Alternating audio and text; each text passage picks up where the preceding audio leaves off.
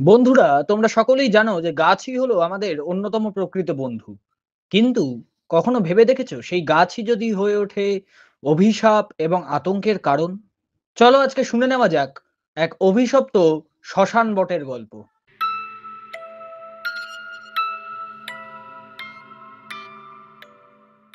শান্তিপুর গ্রামের বাইরে একদম নির্জন মাঠে দাঁড়িয়ে আছে এক বিশাল কালো বটগাছ।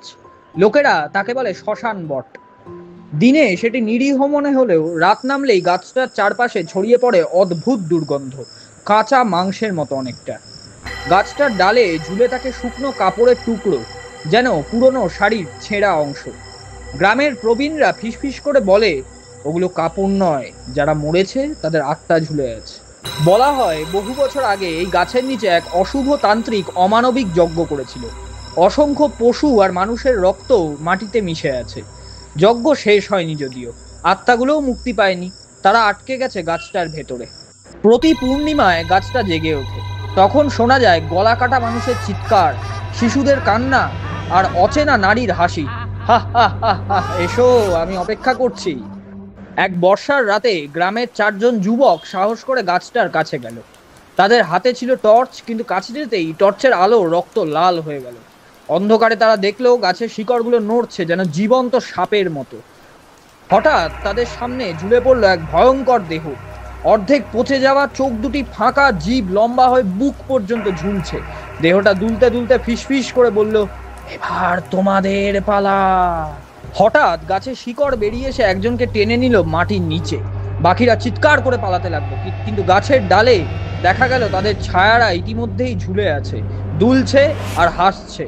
পরের দিন গ্রামের লোকেরা দেখলো চারজন যুবকই নিখোঁজ, কিন্তু গাছের গায়ে রক্ত দিয়ে লেখা এক ভয়ঙ্কর বার্তা, আমরা ফিরেছি, এবার তোমরা আসবে। এখনো রাতে গাছটার কাছে গেলে বাতাসে ভেসে আসে চাপা গলা। কেউ ফিসফিস করে বলে, তুমি একা, আর বেশিক্ষণ নয়। চারজন যুবকের নিখোঁজ হওয়ার পর শান্তিপুর গ্রামে ভয়ঙ্কর নীরবতা নেমে এলো। লোকেরা দিনের আলোতেও গাছটার দিকে তাকাতে সাহস করত না, কিন্তু ভয় এড়িয়ে থাকা গেল না, কারণ রাত নামলেই অদ্ভুত ঘটনা ঘটতে শুরু করলো। এক রাতে গ্রামের প্রান্তের বাড়িগুলোতে দরজা জানলা হঠাৎ করেই নিজে থেকে খুলে যাচ্ছিল। মাটিতে পড়ে থাকলো শুকনো রক্তের দাগ। আরেকবার দেখা গেল গ্রামের এক গাভী ভোরবেলা বটগাছের শিকড়ে গলা পেঁচানো অবস্থায় মৃত পড়ে আছে। গ্রামের মানুষ আতঙ্কে বুঝতে পারলো না গাছটা এখন শুধু আত্মা নাকি রক্তও চাইছে। গ্রামে সভা বসানো হলো। সবাই মিলে ঠিক করলো এভাবে চলতে থাকলে পুরো গ্রাম শেষ হয়ে যাবে। তখন গ্রামের পুরনো পুরোহিত মহাদেব ঝাঁ, এক বৃদ্ধ কুঁজো মানুষ, উঠে দাঁড়ালো। তার চোখে ভয়, কিন্তু কণ্ঠে ছিল দৃঢ়তা। সে বলল, এই বটগাছকে শিকড় থেকে বন্ধ করতে হবে। তান্ত্রিকের যজ্ঞ অসম্পূর্ণ আছে, সেটাকে শেষ করে দেওয়া ছাড়া উপায় নেই। সিদ্ধান্ত হলো পূর্ণিমার রাতে আবারও কিছু মানুষ সাহস করে যাবে সেই গাছটার নিচে। পুরোহিতের হাতে থাকবে মন্ত্রপাঠ, আর সঙ্গে থাকবে কিছু সাহসী যুবক। পূর্ণিমার রাত এলো। কুয়াশায় ঢাকা মাঠে ধীরে ধীরে এগিয়ে গেল দলটি, হাতে প্রদীপ, মন্ত্র আর গলায় ভরপুর ভয়। হঠাৎ শোনা গেল এক ভয়ঙ্কর অট্টহাসি।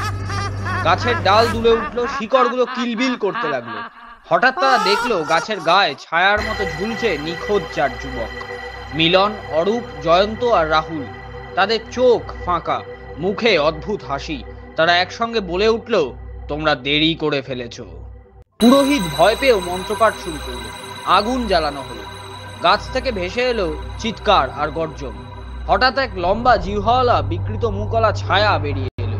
এ যেন সেই তান্ত্রিকের আত্মা যে যজ্ঞ অসম্পূর্ণ রেখেছিল। সে গর্জন করে উঠল, আমার যজ্ঞ শেষ না হওয়া পর্যন্ত কেউ মুক্তি পাবে না, তোমাদের গ্রামটাই হবে আমার বলি। তো সাপের মতো বেরিয়ে এসে একে একে মানুষদের আঁকড়ে ধরতে লাগলো। কয়েকজন ছটফট করতে করতে অদৃশ্য হয়ে গেল। পুরোহিত শেষ শক্তি দিয়ে আগুনে ঘি ঢেলে মন্ত্রপাঠ চালিয়ে গেল। চারিদিকে বজ্রপাতের মতো আওয়াজ, আত্মাদের কান্না, ভয়ঙ্কর হাহাকার। অবশেষে হঠাৎ এক তীব্র বিস্ফোরণের মতো শব্দ হলো। আগুনের শিখা আকাশ ছুঁয়ে গেল। ছায়াগুলো ছিন্ন ভিন্ন হয়ে মিলিয়ে গেল অন্ধকারে। কুয়াশা সরে গেলে দেখা গেল গাছটা এখনো দাঁড়িয়ে আছে, কিন্তু আগের থেকে আরো ভয়ঙ্কর। তার গায়ে নতুন নতুন রক্তের দাগ, আর ডাল থেকে ঝুলছে সেই একই শাড়ির টুকরো। পুরোহিত হাঁপাতে হাঁপাতে মাটিতে লুটিয়ে পড়ল। শেষ নিঃশ্বাস ফেলার আগে সে ফিসফিস করে বলল, এটা শেষ নয়, এ গাছ কখনো মরবে না। যতদিন পূর্ণিমা থাকবে ততদিন এই অভিশাপ ফিরবেই। মহাদেব ঝাঁয়ের মৃত্যুর পর গ্রামে নেমে এলো এক অদ্ভুত নীরবতা। মানুষজন ভাবলো সব শেষ হয়ে গিয়েছে, কিন্তু শ্মশান বট তখনও দাঁড়িয়ে, আগের মতোই ভয়ঙ্কর, বরং আরো রক্তপিপাসু। ক্রমে গ্রামের লোকেরা বুঝতে পারলো পুরোহিতের মন্ত্র অসম্পূর্ণ ছিল। গাছটা নিস্তব্ধ হলেও প্রতিদিন রাতে নতুন নতুন অঘটন ঘটছে। অবশেষে গ্রামের কয়েকজন সাহসী যুবক শহর থেকে ফিরে নিয়ে এলো এক নতুন সাধক, অঘরী মহেশ্বরানন্দ। তার গা ভর্তি ছাই, চোখে অগ্নিশিখার মতো জ্যোতি। সে গাছটার দিকে তাকিয়েই বলল, এ গাছ শুধু অভিশপ্ত নয়, এ হচ্ছে আত্মাদের কারাগার। যজ্ঞ অসম্পূর্ণ ছিল, তাই তারা মুক্তি চায়। যদি তাদের মুক্তি দাও, গাছ নিজেই শান্ত হবে। পূর্ণিমার রাতই আবার বেছে নেওয়া হলো। গাছের নিচে বিশাল আগুন জ্বালানো হলো। মহেশ্বরানন্দ শুরু করলো তার অঘোর মন্ত্রপাঠ।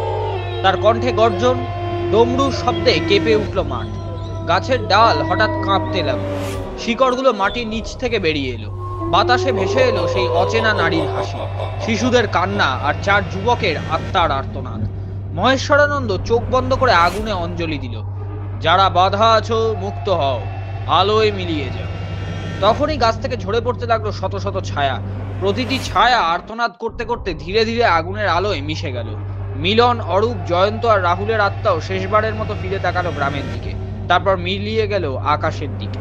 হঠাৎ তীব্র ঝড় উঠল, বজ্রপাত গিয়ে পড়লো গাছটার গায়ে। মুহূর্তেই গাছটা আগুনে জ্বলে উঠল, শিকড়গুলো পুড়ে ছাই হয়ে গেল।